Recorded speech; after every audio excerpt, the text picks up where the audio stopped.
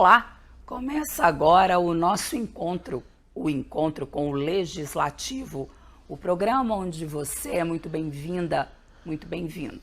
Nesse encontro, toda semana, eu, você e o vereador que te representa. A ideia do programa é mostrar o dia a dia dos vereadores de Viçosa, as ações fora da Câmara Municipal, o trabalho que vai além das reuniões. E por isso é tão importante a sua participação, que já está garantida por aqui. Você pode enviar a sua mensagem ou vídeo para o número que aparece aqui na tela. Ou deixar o seu recado pelas mídias sociais da Câmara Municipal. Não deixe de participar. Aqui no estúdio, o encontro é com o vereador Daniel Cabral. Seja bem-vindo, vereador. É um prazer tê-lo por aqui. Obrigado, Mônica. Queria dizer que é uma honra estar aqui no seu programa mais uma vez.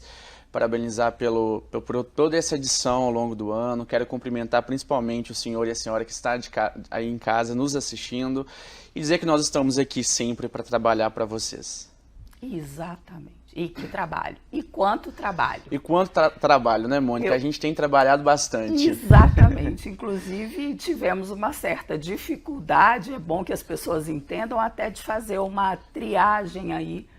Mas vamos lá. Semana passada foi uma semana rica para você, rica para o mandato, né?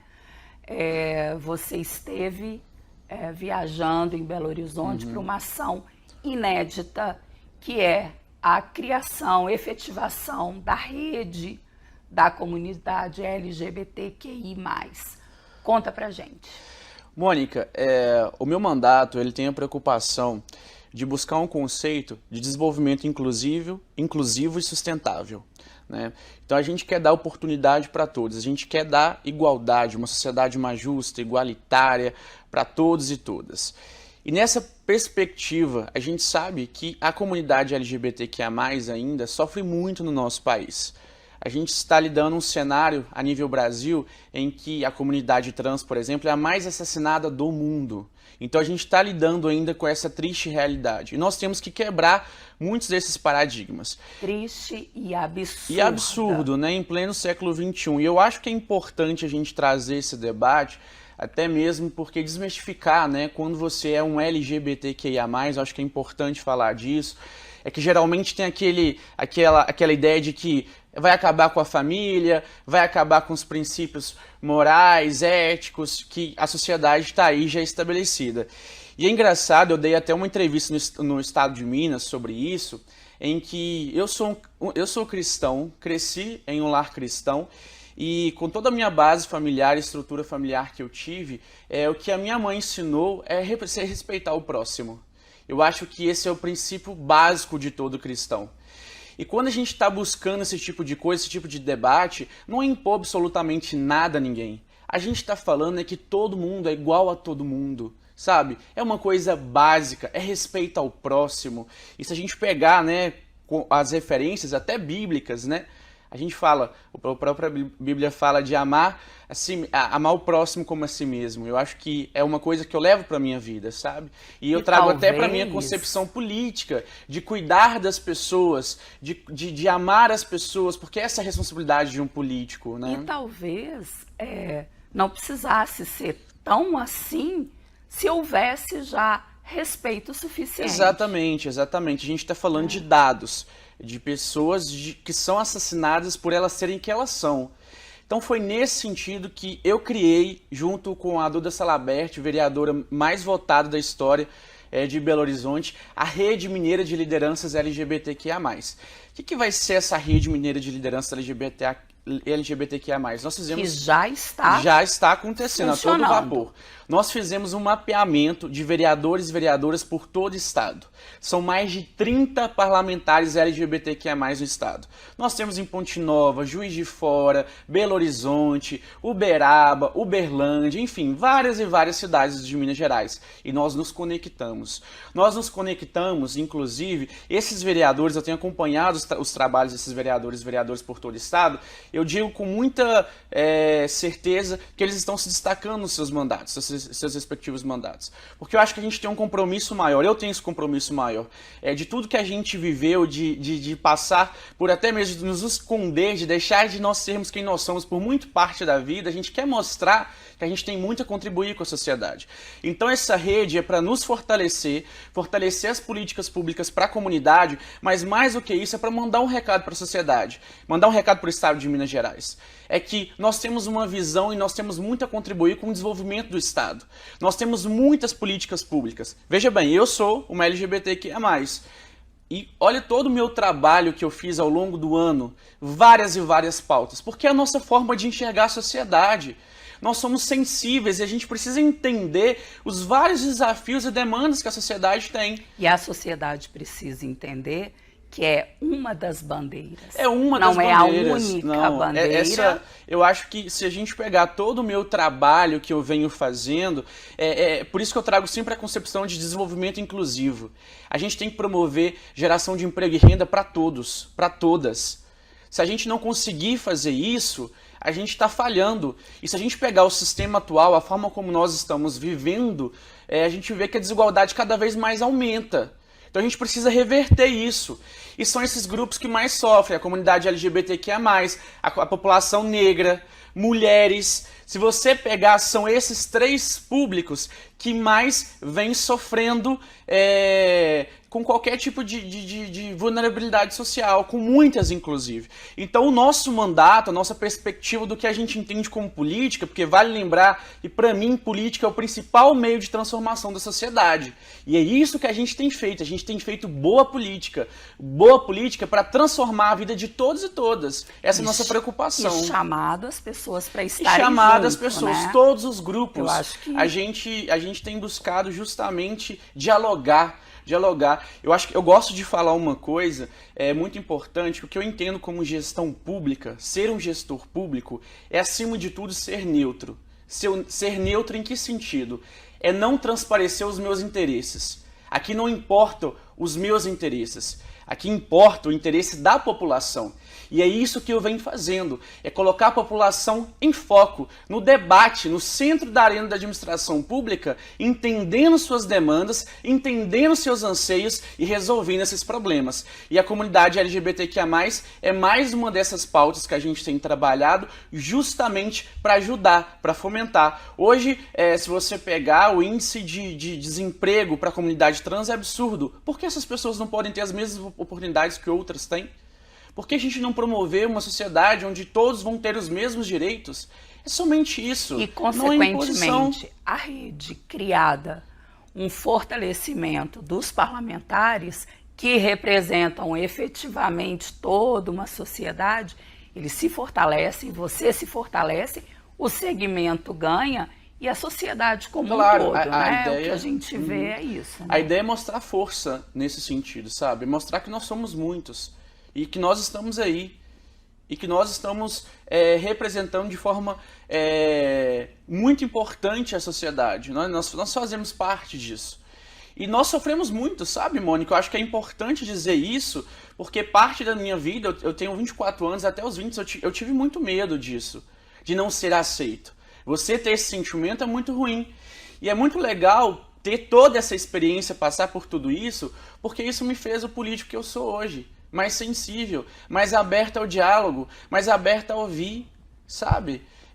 Toda essa experiência que a gente viveu, porque o medo, imagina você achar que você não vai ser aceito, que você não vai ser amado.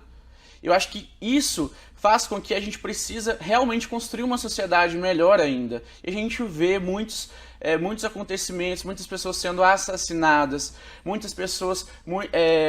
muitos ataques homofóbicos ainda que acontecem, então a gente tem um longo processo pela frente e eu estou disposto justamente a trabalhar em uma sociedade melhor nesse sentido.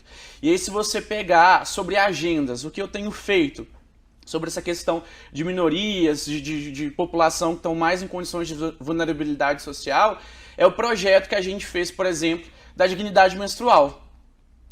Esse projeto, por exemplo, a gente tem focado, a gente tem feito um trabalho na cidade de Viçosa, juntamente com a Raíssa, que tem uma história muito linda na cidade, com Pérolas Negras, a Isabela também, que é uma psicóloga que trabalha junto com a Raíssa. Nós estamos fazendo um mapeamento para tentar entender o que as mulheres de Viçosa precisam, que é fundamental esse processo. E quando eu estou falando de mulheres, eu estou falando daquela mulher lá da periferia, que tem jornada dupla, que não é ouvida em nenhum momento. E que precisa que chegue até ela. E que precisa que chegue até ela. E sabe o que é mais legal de trabalhar na política? E eu sempre conto isso, que uma das experiências mais incríveis que eu tive ao longo do ano foi reunir com 9 jovens de várias comunidades de Viçosa. E eles falaram assim, muitas vezes vocês não sabem o que é política pública, porque vocês não entendem o que a gente precisa. E a gente que está vivendo isso lá no dia a dia. E aquilo foi fantástico, porque de fato é isso. Quando você pega o que é política pública, é você tentar entender qual é o problema que você tem que resolver. E para você entender o problema, nada melhor do que você ir na fonte. Então a gente tem ido na fonte dos problemas. Assim como a comunidade LGBTQIA+, agora a gente foi na fonte das mulheres. O que as mulheres precisam? E nós vamos continuar falando disso. A gente precisa chamar um intervalo muito rápido. Não saia daí. O papo de hoje tá bacana, hein? Até já.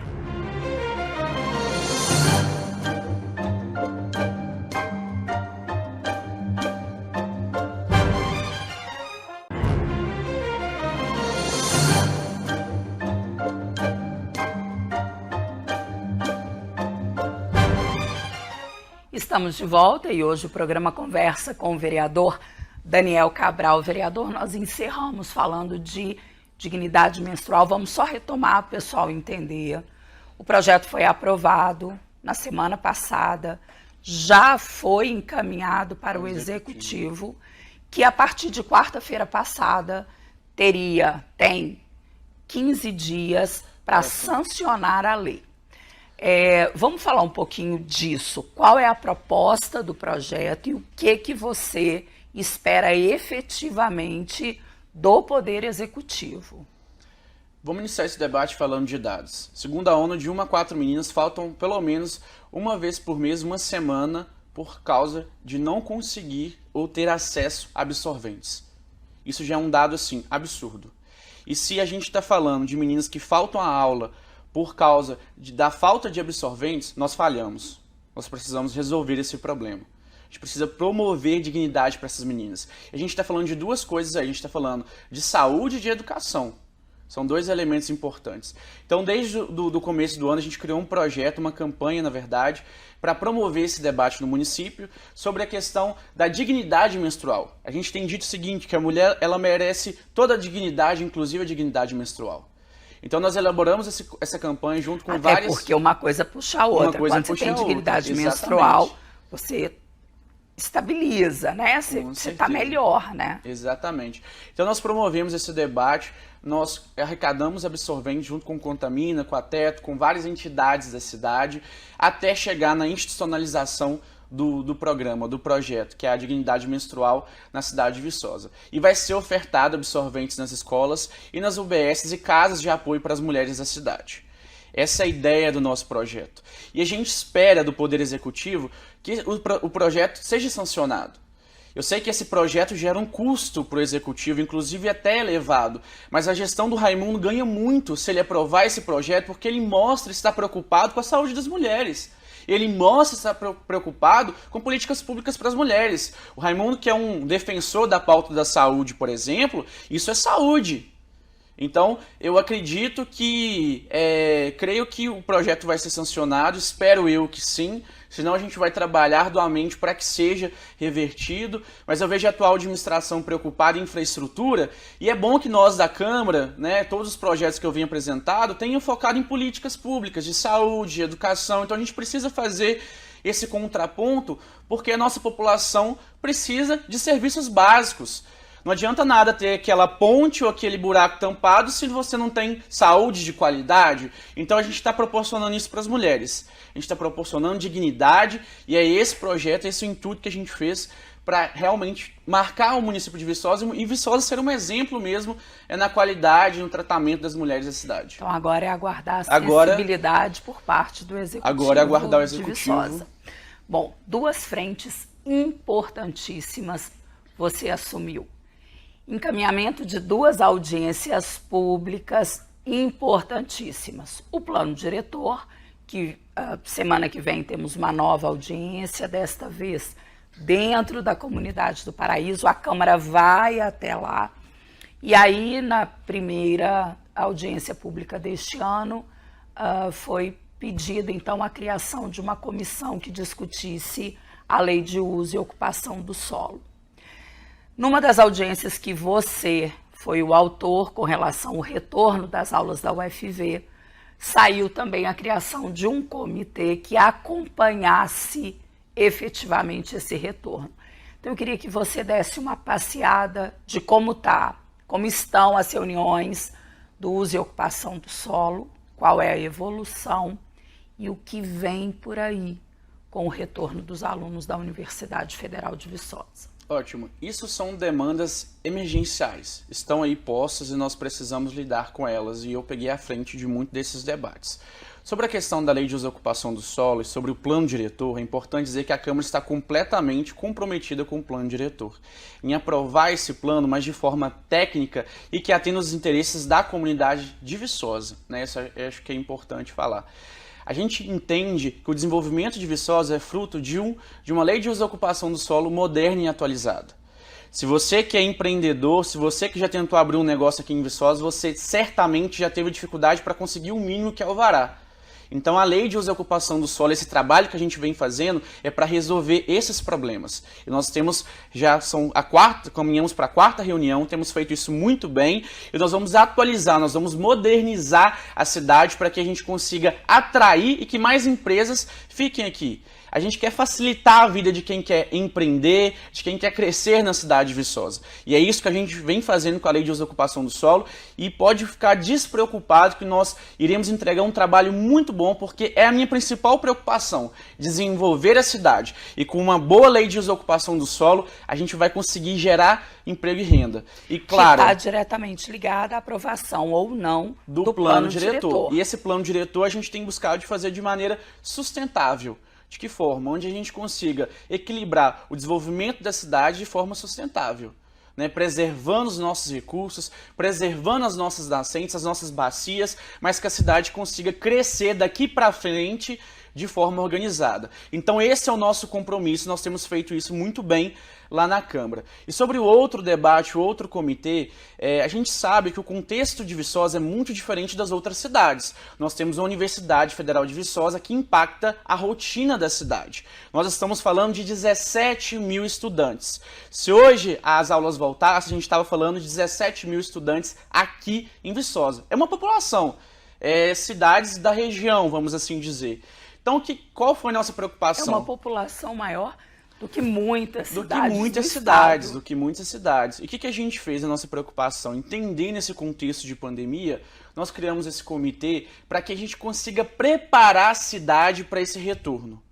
E esse retorno que vai acontecer dia 24 de janeiro. A UFV já bateu o martelo. Então nós vamos ter esses estudantes no dia 24 de janeiro.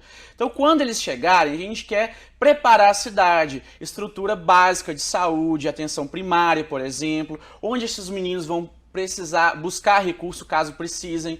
É na UFV, é na cidade, quais vão ser os postos de saúde, qual vai ser a infraestrutura que a cidade vai proporcionar. Vocês imaginaram algum tipo de abordagem para ver se eles estão vacinados, se todos foram vacinados? A própria UFV já colocou no seu regimento que os estudantes só poderão voltar para as aulas presenciais se estiverem vacinados. Então já foi um posicionamento. Então isso já vai ajudar bastante. O estudante que não estiver vacinado não irá frequentar as aulas. Isso é importante porque a vacina tem dado certo. A gente tem visto isso, né, contra todos os negacionistas, a vacina funcionou, ela é eficaz e tem salvado muitas vidas, os índices estão caindo. E é por isso que a UFV vai fazer esse retorno de forma segura, porque a gente se baseia em ciência. E a ciência diz que se a gente tiver 80%, 85% da população adulta vacinada, a gente pode começar a fazer esses retornos. E nós já estamos fazendo, porque a vacina funciona. Agora, é claro, todo cuidado é pouco. E é esse cuidado que nós estamos tendo, porque serão estudantes de vários lugares do Brasil. Então, as festas obviamente vão aumentar. né? A gente está falando de estudantes que ficaram 2 anos presos, jovens em casa, então assim, virão para a cidade com muita vontade de fazer acontecer. Então a gente vai estar lá junto, orientando, o município vai estar muito presente, dando assistência social, dando todo tipo de assistência. E a gente quer realmente receber esses estudantes de forma muito positiva e abraçar, e claro, porque a gente está morrendo de saudade, e eles são fundamentais para a economia da cidade. Em paralelo a isso tudo, também há toda uma discussão envolvendo a Santa Rita, que você também está à frente. É importante a gente dizer que tem que haver o equilíbrio entre uma coisa e outra, né? O que é aceitável e o que não pode acontecer, né? Viçosa é uma cidade hoje que não tem espaço algum para a juventude, e a gente precisa achar esse meio termo. E o que não pode acontecer é que os moradores da Santa Rita, eles têm razão, há um barulho imenso, há carros de som, há um consumo e venda de drogas ilícitas absurdas ali na Santa Rita, isso que não acontecia antes. Então a gente está intervindo nisso, é importante salientar que a gente está atacando isso. A gente não quer esse barulho absurdo na Santa Rita e a gente não quer jovens, adolescentes sendo usados para compra e venda de drogas ilícitas. Então nós estamos atacando esses problemas para que a gente consiga proporcionar minimamente esses espaços de lazer para os jovens da cidade, mas de forma segura, porque a Rita deixou de ser segura até para o estudante.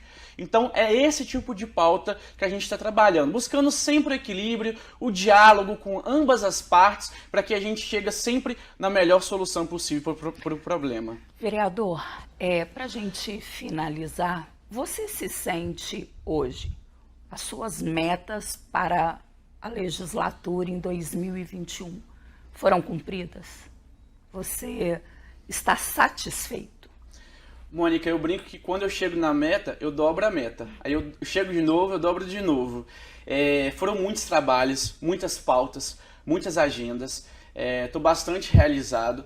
É só o começo. Nós temos inúmeros projetos encabeçados que foram articulados durante o ano. Eu falo hortas urbanas, construção de casas, de reforma de casas para a população carente de Viçosa. Tem vários outros projetos que nós estamos construindo que demandam um certo tempo de organização para que a gente consiga colocar já em prática logo no começo do ano.